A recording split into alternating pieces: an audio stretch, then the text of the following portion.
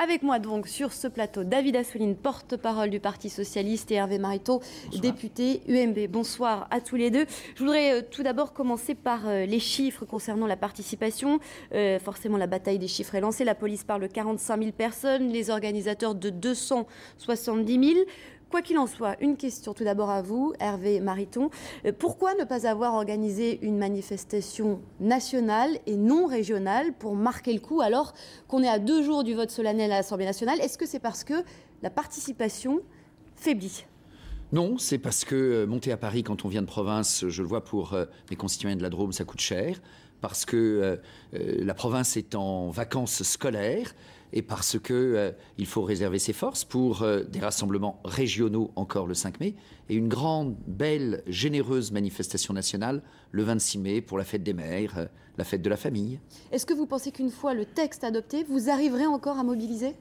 Oui, je suis convaincu parce que on voit bien qu'au-delà du projet Taubira, la majorité des Français aujourd'hui, sondage après sondage, sont contre le projet Taubira et le gouvernement n'entend pas. Donc d'abord, il y a en effet une critique des Français d'un gouvernement aussi incapable d'entendre ce que le peuple veut dire. Un débat parlementaire ahurissant, une deuxième lecture qui est une honte pour la démocratie à l'Assemblée nationale en particulier, où nous étions totalement bâillonnés. Mais au-delà de cela, ce mouvement devient un mouvement pour la famille, il l'est déjà devenu.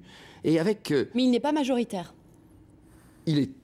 La majorité des Français sont contre le projet Taubira, je vous le rappelle. Sondage iTélé, sondage parisien, un la semaine dernière, un cette semaine. Les Français sont majoritairement contre le projet Taubira, y compris un sondage iTélé, si je peux me permettre de vous rappeler.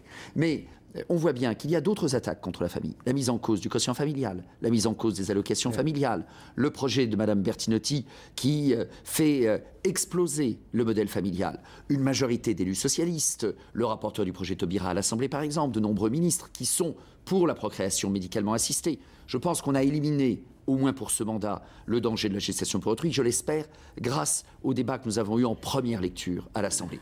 Mais à la fois ce que j'ai appelé un coup d'État législatif, c'est-à-dire un manque très grave de respect à l'égard des règles de la démocratie. Et ça a été patent et lamentable lors de cette deuxième lecture à l'Assemblée. Et puis, une mobilisation de fond, généreuse, positive. Mais tout ça fait que ce mouvement va se poursuivre, bien sûr. Le 26 mai, je le disais. Ouais. Le 26 mai, je le disais. Mais au-delà, je suis responsable du projet à l'UMP. Je suis le porte-parole de l'UMP sur ce texte. Je l'ai dit.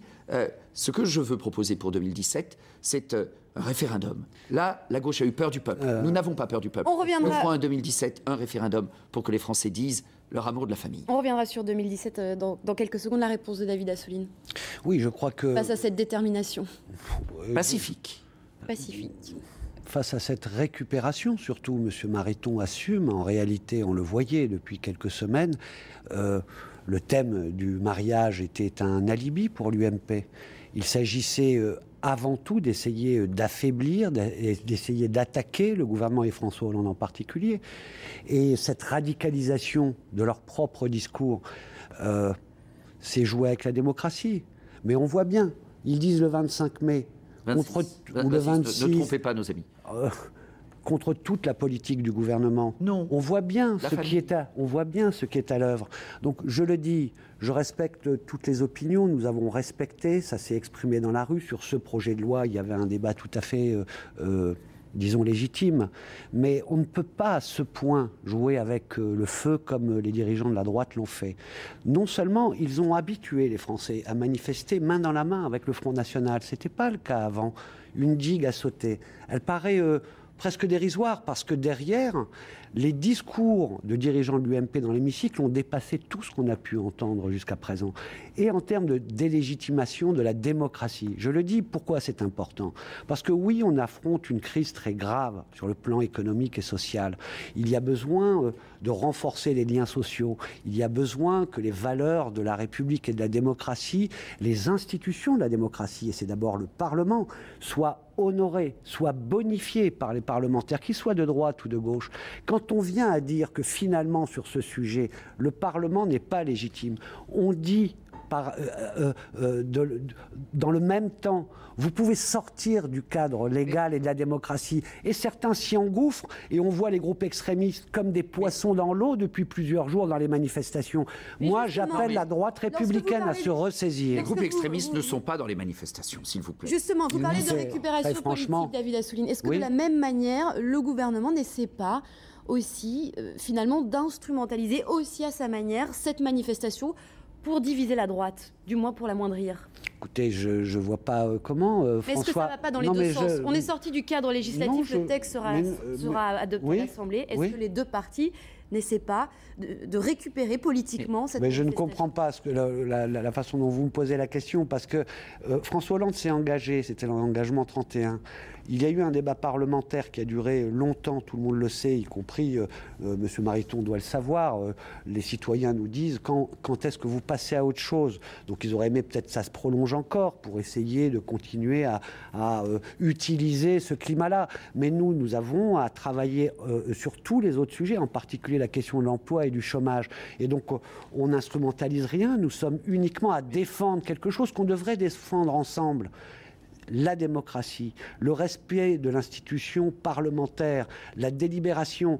Or, aujourd'hui, on est en train de nous dire qu'on va continuer dans la rue et on va généraliser à d'autres thèmes. Mais il y a 10 mois, François Hollande a été élu. Son mandat se finit en 2017 et les Français jugeront à ce moment-là que M. Guénot aille, lui qui se prétend gaulliste, jusqu'à demander maintenant la démission du président de la République, c'est-à-dire à passer toutes les étapes qui font plus ressembler ce genre de discours, et M. Mariton a frôlé avec ça aussi, à des discours et à des comportements de factieux. Et je mesure mes mots, des propos et des comportements de factieux à droite, c'est quelque chose qui peut libérer d'autres paroles, et notamment, ce n'est pas eux qui en tireront les marrons du feu, c'est l'extrême droite, c'est ceux qui n'aiment pas la République. Je leur demande de se ressaisir. Si on peut répondre quelquefois. Donc, quand on n'est pas d'accord avec M. Assouline et avec le Parti Socialiste, on est factieux. Il y a une acceptation de l'opposition. Non, il faut absolument que nos désaccords s'expriment au contraire. Qui est très limité du côté du Parti Socialiste. Non, vous délégitimez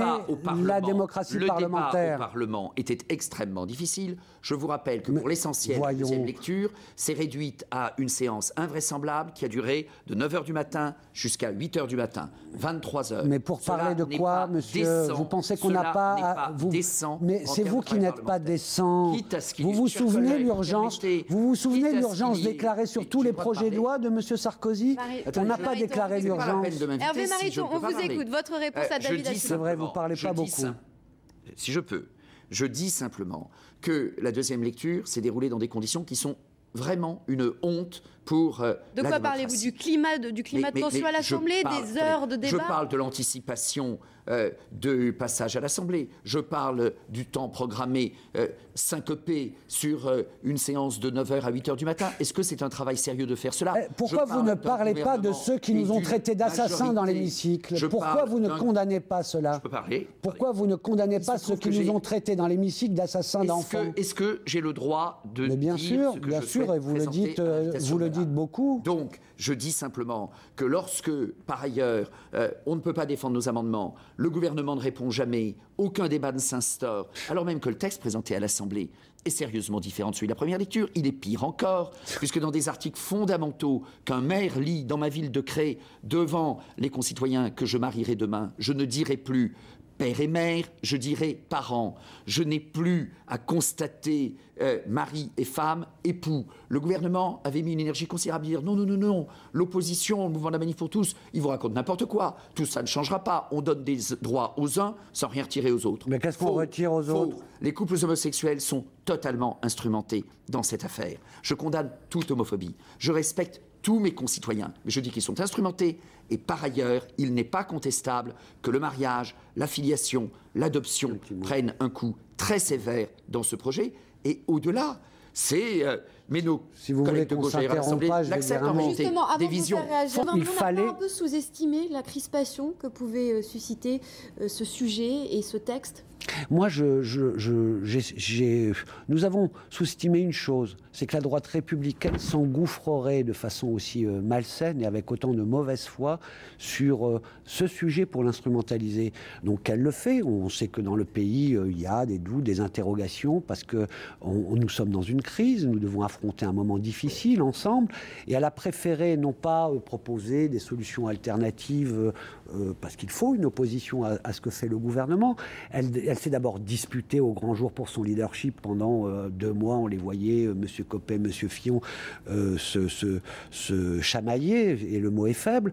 Ensuite, pour essayer de se refaire une santé, ils ont instrumentalisé ces manifestations. Aujourd'hui, il n'y a toujours aucune proposition contre le chômage, contre la crise de la part de l'UMP, et ils pensent qu'ils vont continuer à faire de la respiration artificielle à travers l'instrumentalisation d'une contestation sans avenir. Et je vous le dis, c'est pas bon pour la démocratie. En tous les cas, nous, on croit dans cette légitimité du Parlement. On pense que là, il peut y avoir, y compris des apports de l'opposition, qu'on a besoin d'un débat serein et un débat sans complaisance. Mais en tous les cas, sur les problèmes qui préoccupent les Français, on assiste à une mauvaise foi de l'UMP.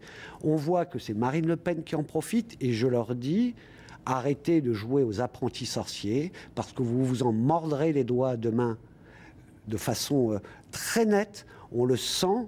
On sent qu'il n'y a pas de leadership qui émerge à l'UMP à travers une telle attitude.